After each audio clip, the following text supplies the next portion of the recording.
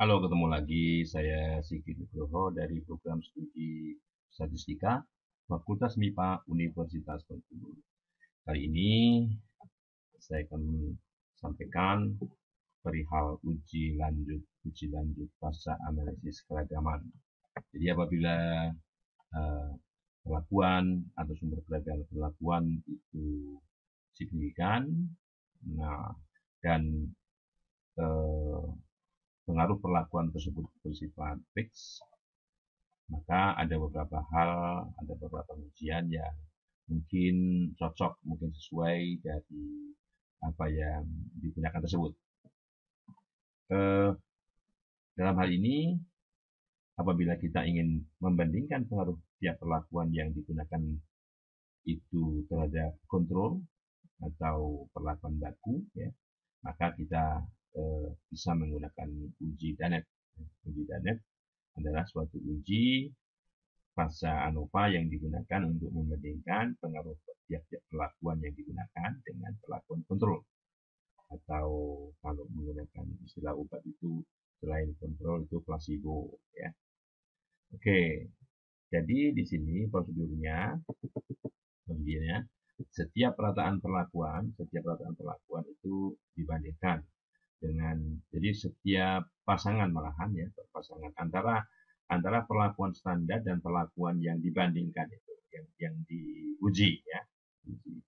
Nah, jadi kalau misalnya perlakuan standar itu ulangannya ada sebanyak NK, perlakuan yang diuji itu NP, maka eh, pembanding pembanding uji dana tersebut adalah ini standar error ya. Standar error pembandingan yaitu kuadrat tengah galat kali 1/NK ditambah 1/NP. Jadi siapa tahu ulangannya tidak sama. Ya, ini standar error pembandingan. Sedangkan tabel yang digunakan adalah tabel Danet. Tabel Danet itu bisa diperoleh ya, mungkin di internet juga bisa di-download ya. Ini sangat tergantung, jadi tabel yang digunakan tergantung T. T itu adalah keseluruhan perlakuan yang digunakan. Yang dibandingkan itu ada berapa ya. Termasuk kontrol ya. Jadi karena kontrol dipisahkan, maka di sini derivasinya adalah T-1. Parameternya bukan parameternya adalah T-1. Yang kedua, parameter kedua adalah tergantung berapa alfa. Alfa ini adalah experimental error rate, ya, experimental error rate yang biasanya di set atau sering disebut dengan tata pengujian, uh, umumnya lazimnya 5% atau 1%, ya. Dan tentunya tabel itu juga tergantung derajat bebas galat. Derajat bebas galat yang ini bisa dilihat dari tabel analisis keragamannya. Nah, gitu ya. Jadi caranya sebetulnya yang ingin kita bandingkan itu adalah eh, lagi ya, kita membandingkannya dengan kontrol. Apakah kontrol ini sama dengan perlakuan yang ke I gitu ya. Ingat di sini tidak termasuk kontrol ya. Nah, yang dibandingkan karena nggak mungkin kontrol dibanding sama dengan kontrol, kan ini nol ya. Jadi gitu ya. Nah, jadi eh, tentunya yang kita gunakan adalah tolak hipotesis nol apabila taksiran dari rata-rata kontrol itu ya dikurangi taksiran dari rata-rata perlakuan yang kita bandingkan itu, nilai mutlaknya, harga mutlaknya melebihi dari D tersebut. Kalau ini dipenuhi, maka sekali lagi hipotesis nol kita tolak. Oke. Okay? Nah, okay. Berikutnya kadang kita ingin selain eh, apa namanya uji Danet, kita ingin mencari sekelompok perlakuan atau taraf perlakuan yang kita gunakan itu kita katakan yang terbaik. Jadi kelompok ya bisa saja ini kalau terbaik tanda petik di sini tidak harus himpunannya tidak harus mempunyai anggota satu, bisa jadi dua atau tiga, tergantung banyaknya ya, tergantung hal-hal lain dalam perhitungan ini ya. Jadi bisa saja itu tujuannya. Jadi pertama kita artikan bahwa perlakuan terbaik misalnya adalah perlakuan yang memiliki rata-rata terbesar. Kalau perlakuan yang terbaik adalah perlakuan yang memiliki rata-rata terbesar, ya, maka prosedur yang kita gunakan yang dikembangkan oleh Zhu ini, prosedur Zhu ini kalau tidak salah ini sudah diadopsi oleh militer untuk mencari koleksi atau himpunan perlakuan terbaik. Oke, jadi pertama di sini suatu koleksi perlakuan satu diantaranya berasal dari populasi yang memiliki rata-rata terbesar, sebut saja C. Kemudian yang kedua, selain kepercayaan bersama antara rataan perlakuan terbesar dan tiap perlakuan populasi yang lain. Nah, langkah-langkahnya seperti berikut. Oke, ini untuk yang terbaiknya dalam artian terbesar. Nah, untuk tiap rataan perlakuan YI, hitung MI. MI adalah maksimum rata-rata, maksimum rata-rata untuk semua perlakuan, kecuali perlakuan yang disebutkan di sini. Untuk H yang tidak sama dengan I. Ya. Oke, kemudian dengan bantuan tabel Janet itu, kita hitung KI. Karena MI sudah dihitung, kita hitung KI. KI-nya sama dengan MI dikurang nilai yang seperti ada di tabel Janet tadi, yang kita gunakan sebagai pembanding dalam uji Janet. Ya. Hanya saja di sini kita gunakan bukan kontrol, tapi setiap pembandingan NI dengan NI aksen. NI aksen adalah yang lain ya. Jadi selain perlakuan CI. Oke. Nah, tahap berikutnya ya, untuk perlakuan KI ditempatkan ke dalam C, yaitu gugus yang mencakup perlakuan terbaik apabila nilai YI itu, ya, nilai rata-rata itu melebihi KI. Ya. Nah, kemudian untuk membuat selang kepercayaan bersama dari pasangan perbedaan data terbesar itu, kita hitung selang 0 DI. 0 DI ini. Ya. Jadi 0 DI itu maksudnya DI di sini adalah mana yang maksimum. Mana yang maksimum antara 0, siapa tahu nilai di sini negatif. Kalau di sini negatif ya tentunya maksimum 0 dan negatif ya 0. Ya. Tapi kalau di sini tidak bisa saja nilai di sini positif. Jadi yang kita ambil maksimumnya ya. Nah, apabila yang dimaksud terbaik di situ adalah yang terendah, maka prosedurnya sedikit dibalik. Jadi untuk tiap rata-rata perlakuan kita hitung minimumnya, ya, minimum rata-rata perlakuan yang ke H, di mana H tidak sama dengan I. Nah, kemudian kalau tadi kita hitung K besar, di sini kita hitung K kecil. K kecil I sama dengan M kecil I ditambah ini, sama ya, ini sama produknya. Dan, nah di sini kemudian kayaknya dikurang deh ini, ya, kayaknya dikurang, karena kan kecil ya, kecil. Ya, mungkin salah cetak. Ini salah kita saja MI min. Ya. Oke. Kemudian perlakuan KI sama aja ditempatkan ke dalam C bintang, yaitu C bintang itu himpunan yang mencakup perlakuan terbaik bila YI-nya lebih kecil dari KI. Kalau tadi Y besar, YI lebih kecil. Kalau tadi lebih besar daripada K besar I ya. Kalau yang ini lebih kecil dari K kecil I. Dan untuk selang percayaannya, nah ini yang tadi menunjukkan bahwa ini adalah kurang ya, kurang. Oke, nah itu prosedur Zhu. Nah ini teladannya kita berikan di ilustrasi yang lain ya. Oke, ini kontras rataan ya. Suatu kontras itu merupakan kombinasi linier dari rata-rata ya, di mana jumlah koefisien kombinasi linier itu sama dengan 0. Nah, sebetulnya begini, kalau kita punya ada mu-nya dari 1 sampai K misalnya, jadi C1, mu1, C2, mu2 sampai CK, mu-K kalau dijumlahkan ini atau dinotasikan dengan ini kita sebut dengan sebuah kontras. Ya, ini kontras. Kalau jumlah CI-nya itu sama dengan 0.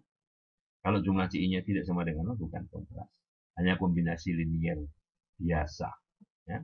Jadi kombinasi linier demikian rupa sehingga jumlah koefisien dari kombinasi linier itu sama dengan 0, maka disebut dengan sebuah kontras.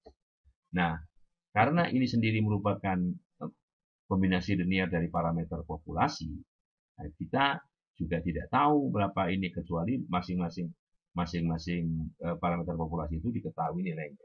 Nah, kalau tidak diketahui, maka kita bisa melakukan estimasi. Nah, estimasi. Nah, estimasinya tentunya kalau ini estimasi, ya, estimasi dari kontras ini kalau kita ganti dari rata-rata populasi ini dengan rata-rata sampelnya. Rata-rata sampelnya misalnya kita notusikan dengan YI titik rata-rata. Nah, jadi YI titik rata-rata, kalau YI saja kan kita nggak tahu. Kalau ada titiknya artinya dia ini ada ulangannya ya. Oke, ini hanya sekedar notasi. YI titik rata-rata. Jadi ini adalah estimator atau yang digunakan untuk mengestimasi mu i. Jadi ini adalah estimator kontrasnya. Dengan demikian, maka varian dari estimator kontras itu, taksiran dari estimator kontras itu sama dengan ya ini kuadrat tengah galat. Kuadrat tengah galat, kalau di sini masing-masing ini adalah kuadrat tengah galat, ya, dibagi dengan ulangannya, RI. Kemudian karena masing-masing ini bisa saja ulangannya tidak sama, ya, bisa saja ulangannya tidak sama. Jadi kuadrat tengah galat dibagi RI ini. Sedangkan untuk secara keseluruhan ini karena dia saling bebas, maka CI-nya ini sebagai koefisien di sini, varian dari ini adalah CI kuadrat. Dan C1 kuadrat, kuadrat tengah galat dibagi R1 ditambah C2 kuadrat kali kuadrat tengah galat dibagi R2 dan seterusnya sampai yang terakhir. Atau diringkas menjadi kuadrat tengah galat kali CI kuadrat per RI.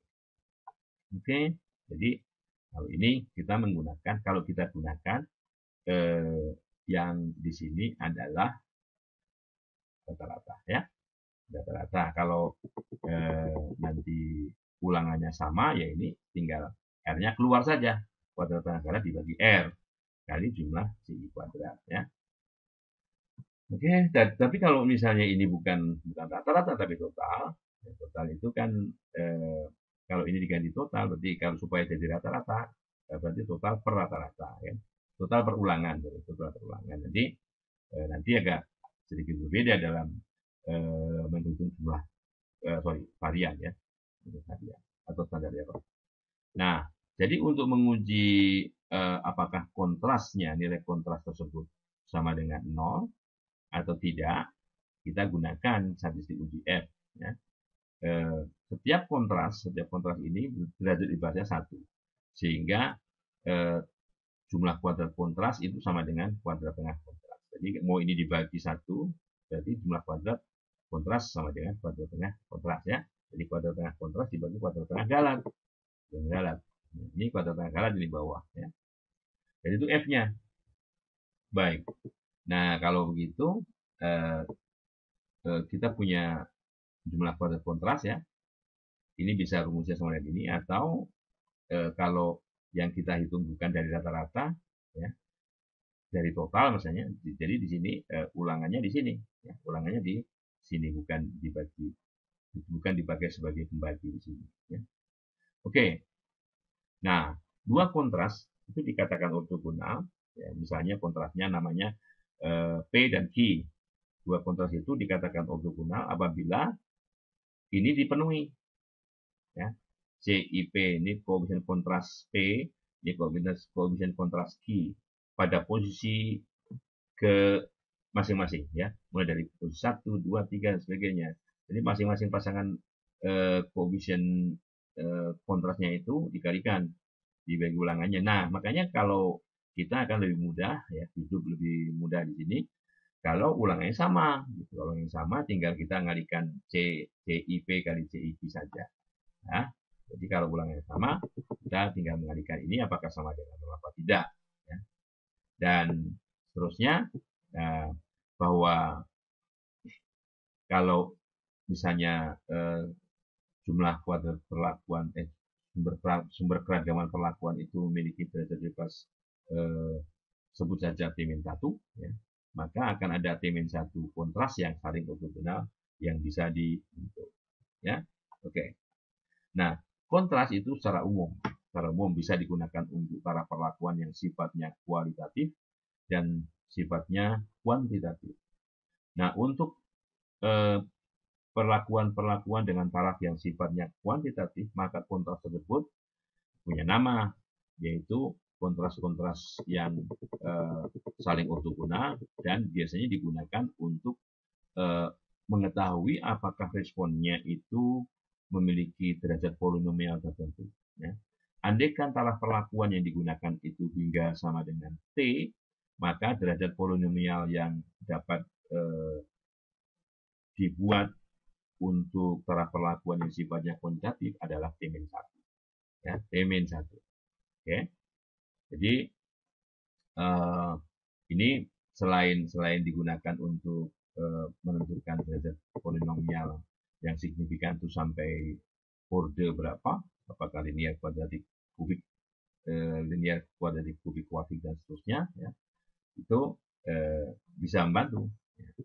Nah, untuk yang pertama kali bahwa di sini derajat koefisien kontras itu memiliki taraf kuantitatif yang equal space atau berjarak sama. Misalnya kalau dosis ya 0, 10, 20, 30, 40 itu equal space ya. Kalau tidak equal 0, 15, kemudian 20, 25. Nah itu ya, itu tidak berjarak sama. Nah, untuk taraf-taraf perlakuan kuantitatif yang berjarak sama ya, jadi apabila taraf perlakuannya itu cuma dua, maka derajat polinom tertingginya hanya sampai 1. Ya. Karena cuma 2 titik begini, 2 titik, dua taraf perlakuan itu bisa aja cuma linear, nggak mungkin. Kita tidak tahu di antara kedua titik itu bentuknya seperti apa. Jadi kalau kita menghubungkan sebuah garis dari 2 titik, itu sebuah garis linear, ya, linear saja. Tapi kalau derajat jumlah perlakuan atau taraf perlakuannya 3 titik itu bisa linear, bisa kuadratik, siapa tahu di sini, yang kedua di sini, atau kebalikan, ya gitu ya. Dan demikian juga, jadi kalau derajat derajat bebas dari perlakuan, jumlah perlakuan itu meningkat sampai 4, maka ada 4 titik taraf perlakuan, maka derajat polinomialnya sampai 3 dan seterusnya kalau 5 sampai kuadrik. Nah, oleh karenanya dibuatlah koefisien kontras. Ini ada ya, ini koefisien kontras nih. Kalau cuma 2, hanya T1, T2 aja.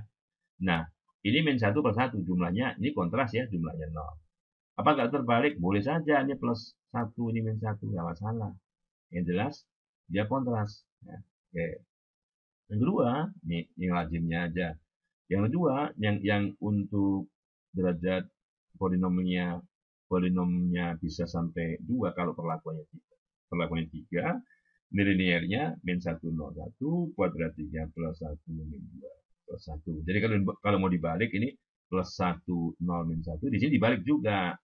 Ya, min 1, 2, min 1. Sehingga kalau kita kalikan pasangan ini dan jumlahkan sama dengan 0. Ya, gitu.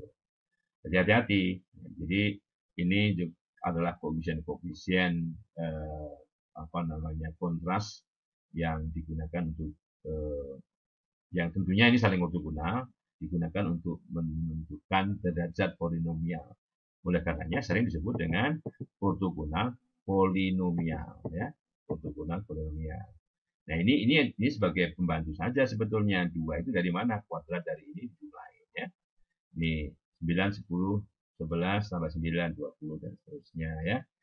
Sedangkan lambda ini sebetulnya adalah sebuah bilangan yang digunakan untuk membuat koefisien-koefisien ini menjadi bilangan bulat, ya, bilangan bulat sebetulnya. Jadi aslinya itu tidak bilangan bulat,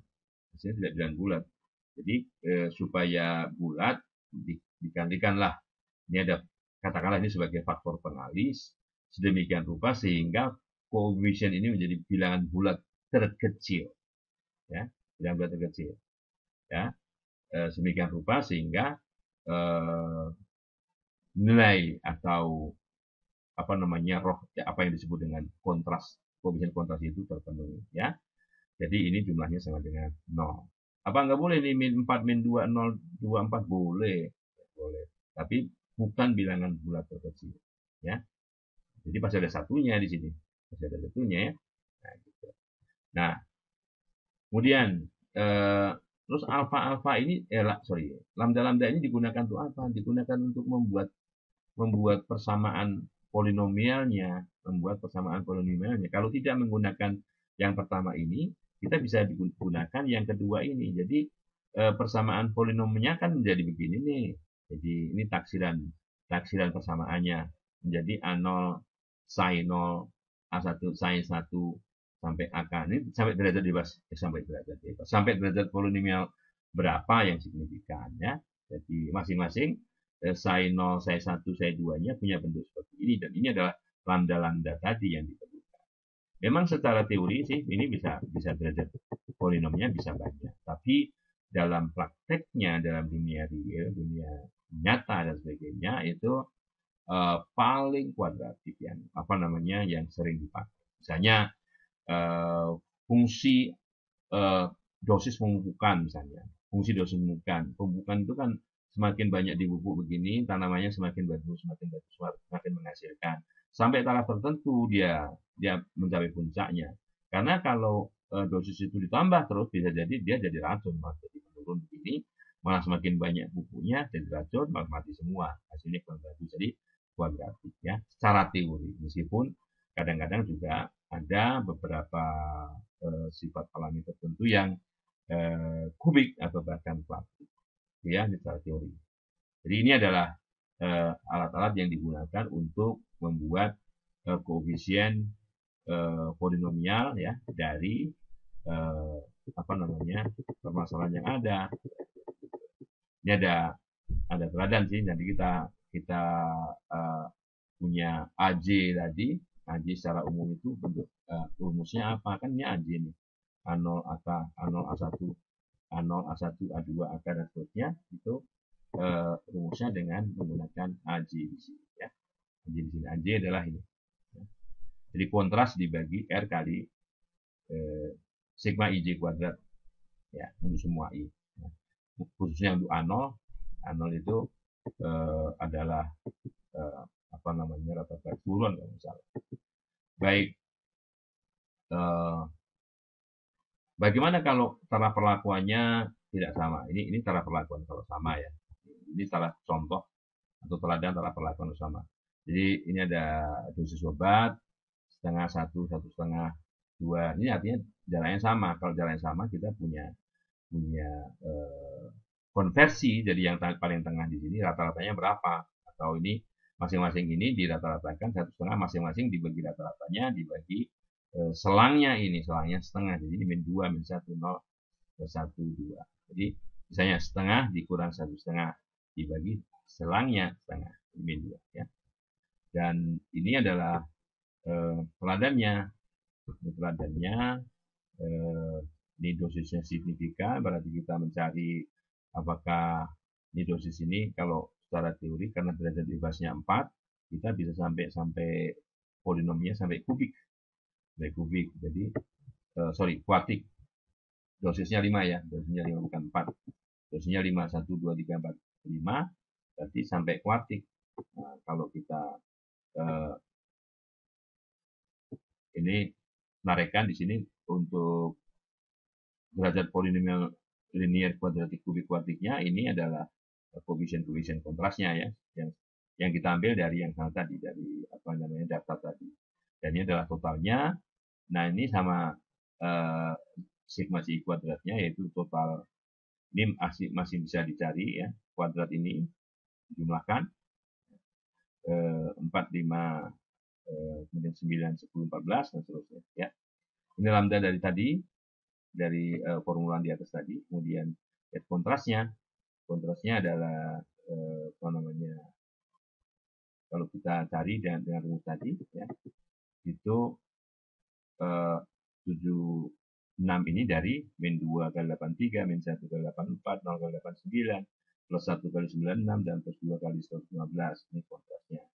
Jumlah kuadratnya, nah, 76 kuadrat dibagi, nah, dibagi 10 ini kali ulangannya. Ulangannya berapa tadi? Ulangannya di sini 3 ya. Dan seterusnya. Nah, dapatlah ini. Ya. Linear kuadratik. Nah, kubik kuadratnya tidak signifikan ya. Jadi respon dari dosis tadi, respon dari dosis itu terhadap apa namanya nilai waktu reaksi dalam milidetik itu adalah kuadratik misalnya. Nah, kuadratiknya kita cari. Ya. A0-nya, rata-rata keseluruhan, sin 0, aksennya 1, dan seterusnya. Sehingga persamaannya dalam bentuk U, ya, dalam bentuk U adalah 29,33 ditambah 2,53 U ditambah 0,90 kuadrat misalnya. Nah, kalau mau dikembalikan ke X diganti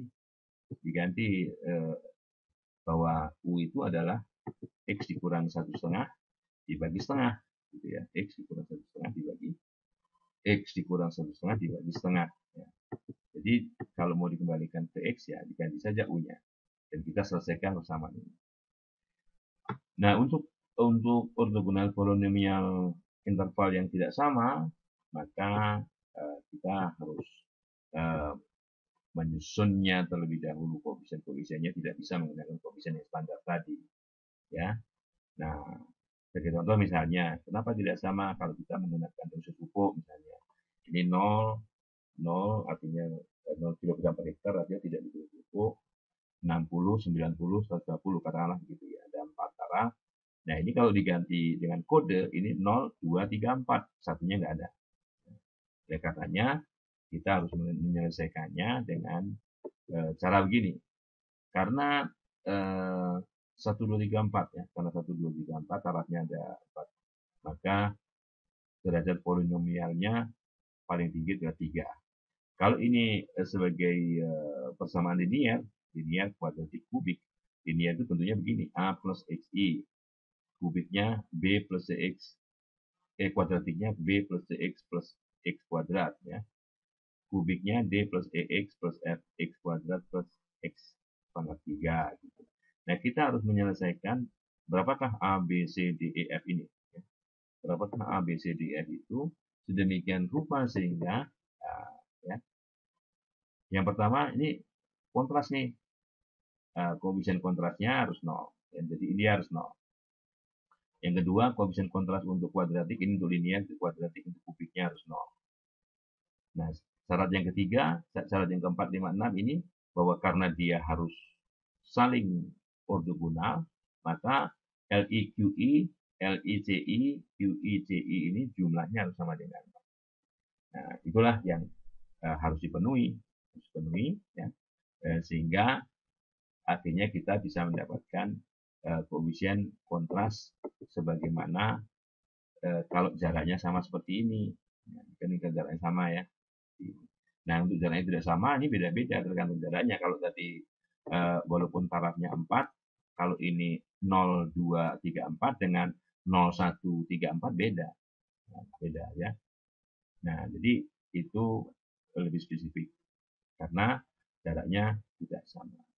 Mungkin itu dulu yang saya sampaikan yang berkaitan dengan uji-uji fasa ANOVA. Terima kasih.